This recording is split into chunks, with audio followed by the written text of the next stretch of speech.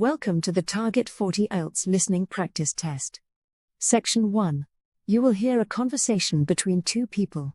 The test is in 4 parts: Part 1, Part 2, Part 3, and Part 4. Now look at Part 1. Part 1. Hear a telephone conversation between a man called Peter, who is calling about a used car, and a woman called Tina, who is selling the car. First, you have some time to look at questions 1 to 7.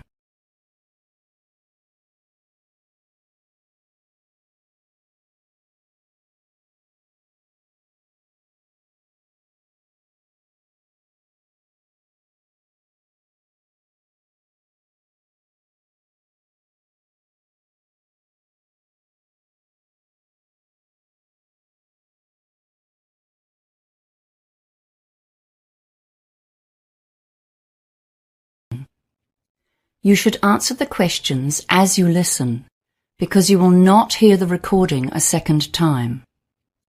Listen carefully and answer questions 1 to 7. Hi, it's Peter speaking. I'm calling about the ad you put online for a used car. Sorry, what was your name again? Oh, sorry, it's Peter Smith. Oh, hi, I'm Tina. Good to hear from you. So tell me, which car are you after? I'm interested in the sedan, the 2012 Toyota sedan. We have a few of those available right now. Let's see. Was it the Black Pearl one? Or maybe the Barcelona red one? Oh yes, I saw the red one, but I don't really like red cars. The one I'm after is silver. Right, I see. Okay. Well, what would you like to know? Well, it says in the ad that it's in good condition. What does that mean exactly? Well, the paint is original. There are almost no scratches or dents. It looks like a new car, in fact. There was a tiny scratch on the door, but we polished that right out for you. Oh, that's good. How's the engine? The engine? Ah, yes, well, there haven't been any problems, and it's been serviced regularly, oil changes, lubes and so on. The previous owner was a very careful old lady, and she looked after it. It's only had the one driver. Oh, except that on the papers it says 2 owners, because her son took over the ownership when the old lady stopped driving. How about the tyres? Are they in good condition? I do a lot of driving on the open road. Well, they all passed the car safety test. You might need to replace the back ones in the next 6 months or so because they're a bit worn. But the owner had the front 2 replaced only a couple of months ago. So those ones are new. You won't need to replace them for ages. Oh, and it had new brake linings recently too. I have the garage receipts for all of those things. Okay, that's good. And what extras does it have? Well, air conditioning, of course. And there's a nice stereo which plays CDs. Or you can use it with an MP3 player. What else? All the usuals: power steering, central locking, ABS brakes. Oh, and it also has a tow bar. You can remove that and store it inside the car when you're not using it. What else? You know it's manual transmission, right? Yes, I don't want an automatic. And the tow bar sounds great. I need that for carrying my bike. Okay, well, that all sounds very cool. And you're asking $25,000, is that right? No way. I think you must have the wrong ad. This one is $30,000 and we won't go lower than that. I see. What's the mileage again? Most cars of that age would be around 80,000 kilometres, or even up to 120,000. But as I said, the old lady didn't drive much, so it's very low. Only 50,000. You won't get a better low-mileage car than this one. Before you hear the rest of the conversation, you have some time to look at questions 8 to 10.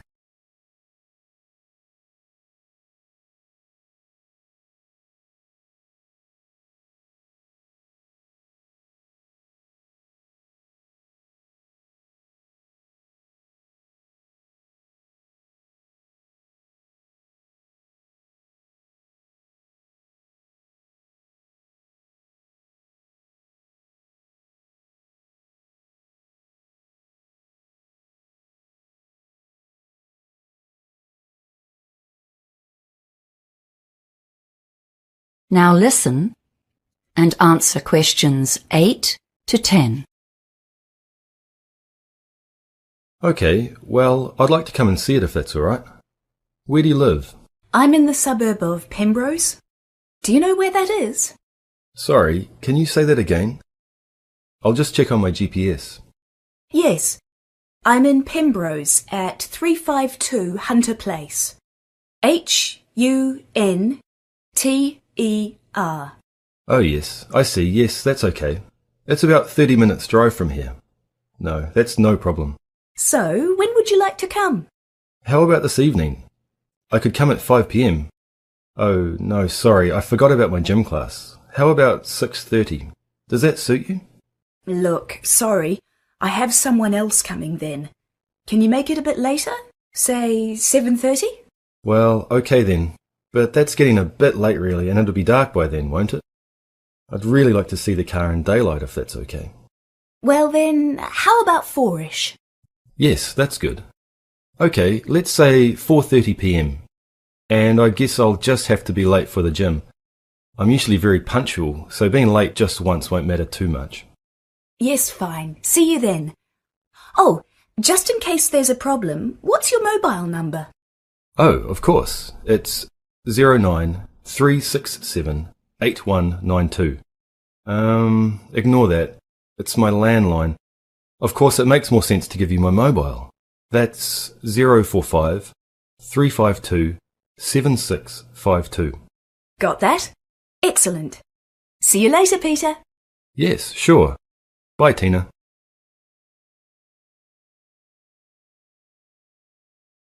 That is the end of part 1. You now have half a minute to check your answers.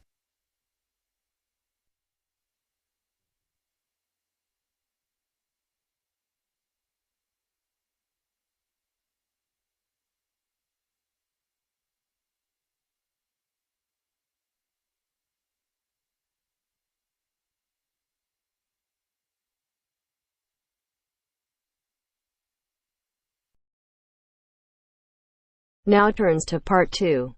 Part 2. You will hear a committee member giving a talk to a nature club about coming events. First, you have some time to look at questions 11 to 15.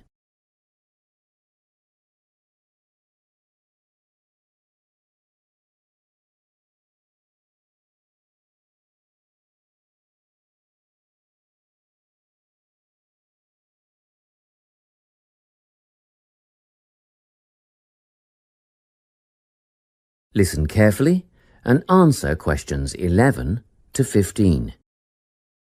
Hi everyone, it's good to see such a big turnout at our Nature Club session for June.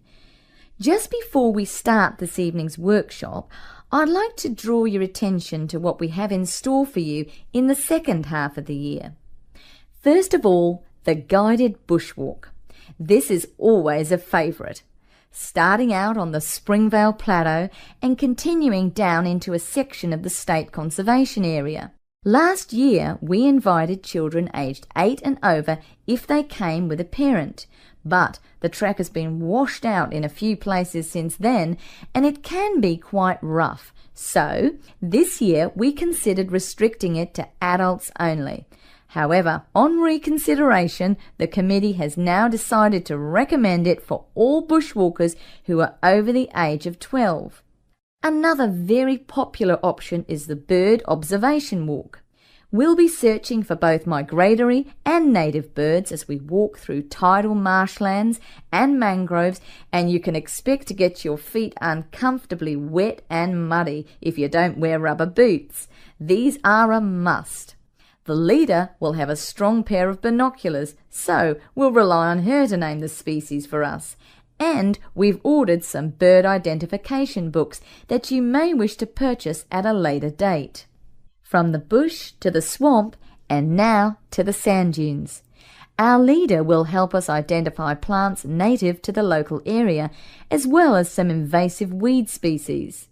We'll be asking for volunteers to help pull out the weeds where possible, so a pair of sturdy gardening gloves is essential. Spades and other tools will be provided. It could get very hot and you'll need water, plenty of it, but a local business owner is willing to provide bottled water free of charge. The next outing, Bush Tucker, is a new one. Have you ever wondered what life in this country would have been like 200 to 2,000 years ago? Well, come on this trip and you'll find out how the indigenous inhabitants used local plants as food and medicine. Because lunch is included in this trip, there will be a small charge per person. We had originally thought $7 would cover the basics, sausages and bread followed by tea and coffee, but then we thought a few different cuts of meat and salad would be nice, and that brought the price up to $12 a head. At one stage we even contemplated including seafood, but that would have been a bit too expensive, around $15, so meat and salad it is. We expect this to be a popular event, so we'll need advance bookings to organise the catering. Please let us know your intentions by the 10th of November, and be aware that we'll require prepayment by the 15th of November. You can still change your mind and get a refund up to the 25th of November, but after that date, if you pull out, you'll forfeit the money paid. Before you hear the rest of the talk, you have some time to look at questions 16 to 20.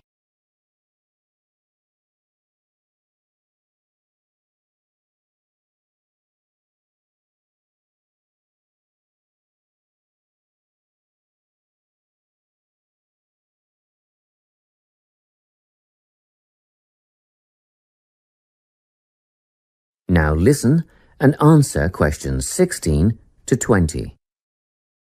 Well now, if you can give me a few more minutes of your time, I'll fill in a few details for you.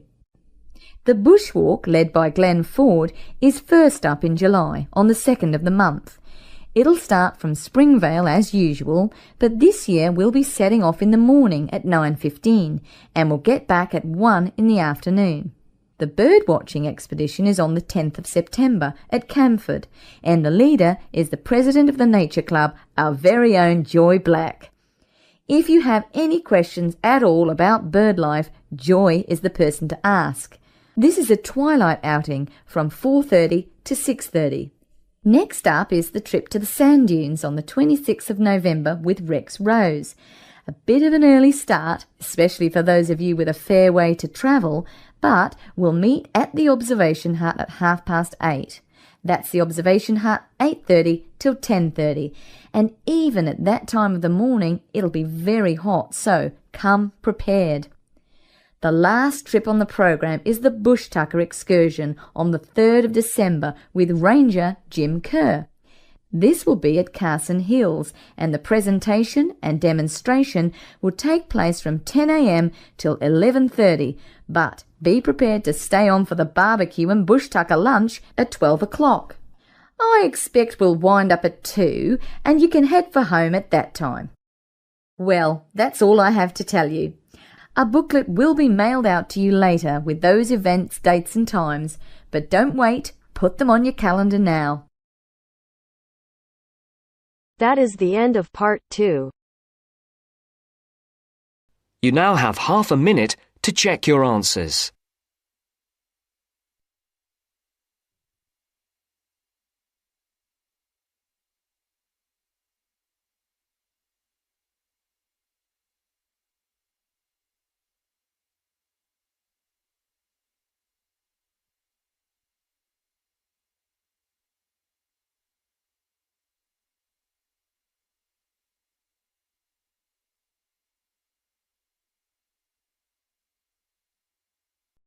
Now turns to part 3. Part 3. You will hear a conversation between a research student, Jeremy, and his supervisor. They are talking about the process of having a research project published in a journal. First, you have some time to look at questions 21 to 25.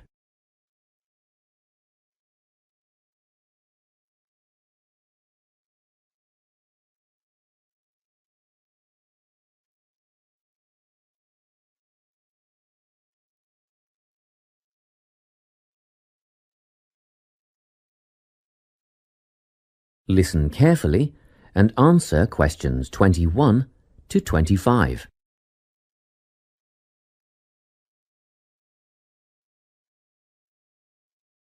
So, you're nearly ready to submit your article to an academic journal, are you? Yes, I think so. I just wanted to go over all the things I need to do before I submit it. And then I wanted to go over the submission process with you. Great. So, firstly, you need to write an abstract. Make sure it's short and concise. Of course. I forgot all about that. And what about key words? Yes, a lot of students overlook this part and just jot down whatever comes to mind. But take some time to make a list of key words that are accurate and relevant. Okay. Another thing. Could you have a look at my article before I submit it? Absolutely. Actually, at least 2 senior staff members should always read through a final draft before submission. Do you mind if I give it to Professor Johnson to have a look at as well? Not at all. I'd be glad to have the feedback. Do you know which journal you want to submit to yet? Not yet. I have a short list of about 3 that I'm interested in. Make that decision soon, because you'll need to adjust your article so that it matches the style guide of the journal you are submitting to. I bet that can take a while. Yes, but after that you are just about ready to submit. One more thing, you'll have to sign the copyright form, just confirming that it's your own work, and then you're good to go. Before you hear the rest of the conversation, you have some time to look at questions 26 to 30.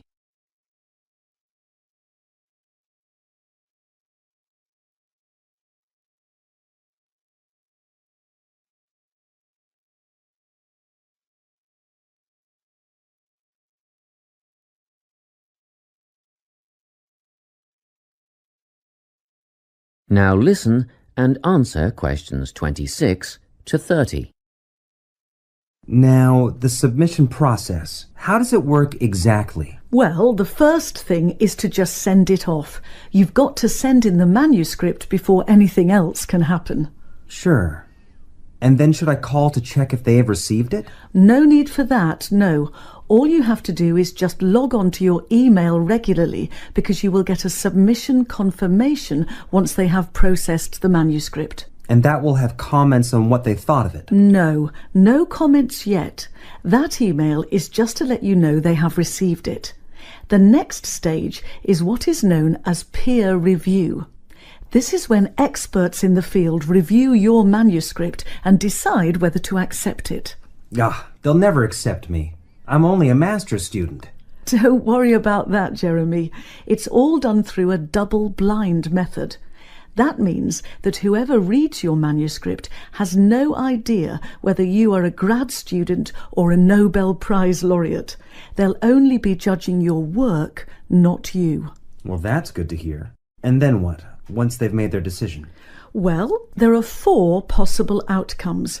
You might get an acceptance, but a first-off acceptance is very, very rare. Don't pin your hopes on it. You could also get a rejection, but these don't happen very often either. I don't think this will be a problem. What do you think I'll get? If you're very lucky, you'll get a conditional acceptance. This means that they've accepted the article and it will be published, but you need to tweak a few things first. A sentence here, a heading there, nothing major. That sounds good. But to be honest, you will probably end up with a revise and resubmit. This means they are definitely interested, but you will need to rework the paper before it's accepted. The necessary changes will be outlined by the reviewers. Okay. So I just fix the things that need changing and present it again? Yes, but include a cover letter that discusses the changes you have made. The same goes for a conditional acceptance, actually. It helps the reviewers see that you've taken their criticism seriously. That is the end of part 3. You now have half a minute to check your answers.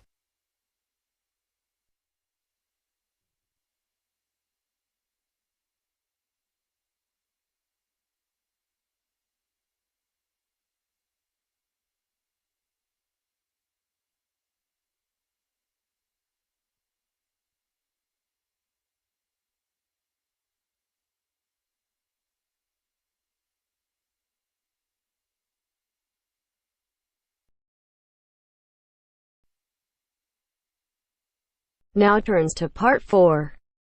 Part 4. You will hear a talk on the topic of time perspectives. First, you have some time to look at questions 31 to 40.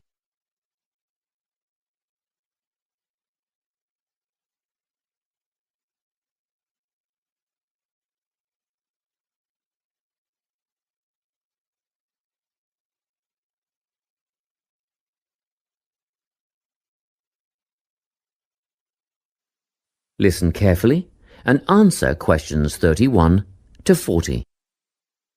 Today, I'm going to be talking about time. Specifically, I'll be looking at how people think about time and how these time perspectives structure our lives. According to social psychologists, there are 6 ways of thinking about time, which are called personal time zones. The first 2 are based in the past. Past positive thinkers spend most of their time in a state of nostalgia, fondly remembering moments such as birthdays, marriages, and important achievements in their life. These are the kinds of people who keep family records, books, and photo albums. People living in the past negative time zone are also absorbed by earlier times, but they focus on all the bad things, regrets, failures, poor decisions. They spend a lot of time thinking about how life could have been. Then, we have people who live in the present. Present hedonists are driven by pleasure and immediate sensation. Their life motto is to have a good time and avoid pain.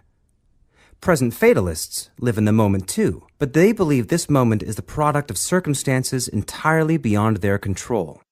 It's their fate, whether it's poverty, religion, or society itself. Something stops these people from believing they can play a role in changing their outcomes in life. Life simply is, and that's that. Looking at the future time zone, we can see that people classified as future active are the planners and go-getters. They work rather than play and resist temptation. Decisions are made based on potential consequences, not on the experience itself.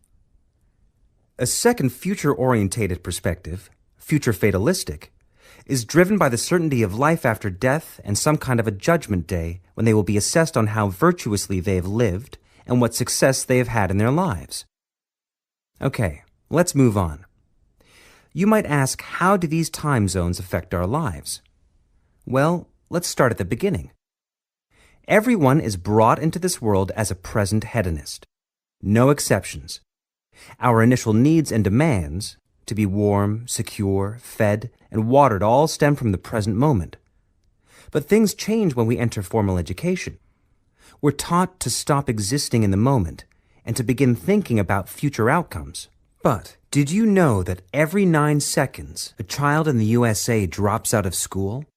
For boys, the rate is much higher than for girls. We could easily say, well, boys just aren't as bright as girls. But the evidence doesn't support this. A recent study states that boys in America, by the age of 21, have spent 10,000 hours playing video games.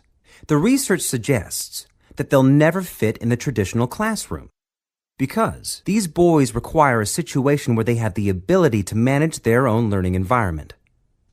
Now, let's look at the way we do prevention education. All prevention education is aimed at a future time zone. We say, don't smoke or you'll get cancer. Get good grades or you won't get a good job. But with present-orientated kids, that just doesn't work. Although they understand the potentially negative consequences of their actions, they persist with the behavior because they're not living for the future. They're in the moment right now. We can't use logic, and it's no use reminding them of potential fallout from their decisions or previous errors of judgment. We've got to get in their minds just as they're about to make a choice. Time perspectives make a big difference in how we value and use our time. When Americans are asked how busy they are, the vast majority report being busier than ever before. They admit to sacrificing their relationships, personal time, and a good night's sleep for their success. 20 years ago, 60% of Americans had sit-down dinners with their families, and now only 20% do. But when they're asked what they would do with an 8-day week, they say, oh, that'd be great. They would spend that time laboring away to achieve more. They're constantly trying to get ahead, to get toward a future point of happiness.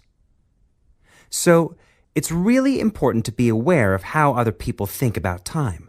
We tend to think, oh, that person's really irresponsible, or that guy's power-hungry. But often, what we're looking at is not fundamental differences of personality, but really just different ways of thinking about time. Seeing these conflicts as differences in time perspective, rather than distinctions of character, can facilitate more effective cooperation between people and get the most out of each person's individual strengths.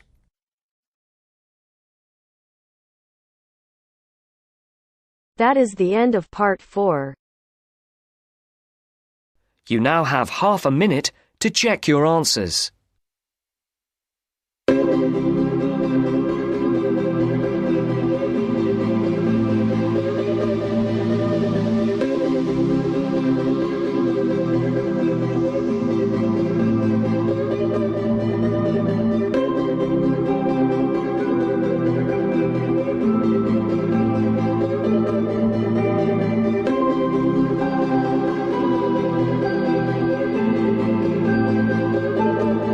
That is the end of the test. You now have 10 minutes to transfer your answers to your Ielts listening answer sheet.